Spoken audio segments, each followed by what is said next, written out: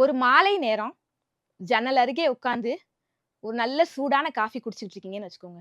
அப்போ ஒரு நபர் வந்து உங்கள ஒரு ஷேக் பண்றாங்க. ஒரு அசைவு அசைக்கிறாங்க. அப்போ என்ன ஆகும்? அந்த கப்ல இருக்க காஃபி கொட்டிரும். உடனே உங்களுக்கு என்ன வரும்? கோவம் வரும். யாராவது வந்து "என்னாச்சுப்பா?" அப்படின்னு கேட்கும்போது நீங்க என்ன சொல்லுவீங்க? "நானு ஒரு காஃபி குடிச்சுக்கிட்டு இருந்தேன். இவங்க வந்து தள்ளி விட்டதுனால காஃபி கொட்டிருச்சு" அப்படின்னு சொல்லுவோம்.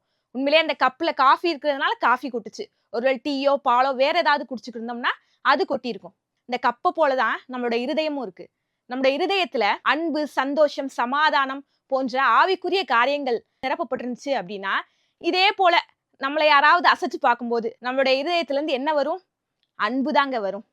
ஆனா, இதற்கு பதிலாக நம்முடைய இருதயத்துல மாம்சத்திற்குரிய காரியங்களான கோபம், சண்டை, பொறாமை, எரிச்சல் போன்ற காரியங்கள் நிரப்பப்பட்டிருந்துச்சு அப்படின்னா, யாராவது நம்மள சீண்டி பார்க்கும்போது, நம்ம இருதயத்துல இருந்து என்னதான் வரும்?